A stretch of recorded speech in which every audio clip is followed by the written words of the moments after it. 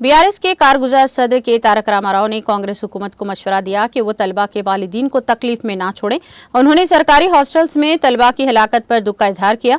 उन्होंने हुकूमत को मशवरा दिया कि वो तलबा के साथ भलाई करे जो इस मामले की सियासी नुक्ते नज़र से नहीं देखते। केटीआर ने पेद्दापुर गुरुकुल स्कूल में हाल ही में सांप के डसने से हलाक होने वाले तालिब इल्म अनुरोध के अहले खाना से सिरसिला जिले के यल्लारेड्डी पेट मंडल के राचला बोपापुर में मुलाकात की। इस मौके पर उन्होंने कहा कि तालिब इल्म अनुरोध की मौत वालिदीन के साथ साथ सबको दुख पहुंचा रही है। उन्होंने कहा कि ऐसे वाकयात पर सियासत करने की जरूरत नहीं है, हम सबको खानदान है। केटीआर ने कहा कि हम खानदान के किसी फर्द को खोने के दर्द को समझ सकते हैं। उन्होंने बताया कि जारिया 8 माह के दौरान 36 तलबा की मौत हो चुकी है। यह अफसोसनाक है कि कुछ तालिबे इल्मों की मौत मुश्तबा तौर पर हुई है, जिनमें से चंद की फूड पॉइजनिंग से और कुछ तलबा की सांप के डसने से हुई है।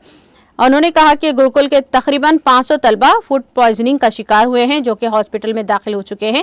हमने 1000 से ज्यादा गुरुकुल स्कूल कायम किए हैं ताकि बच्चे मियारी तालीम हासिल करके वो दुनिया का मुकाबला कर सकें।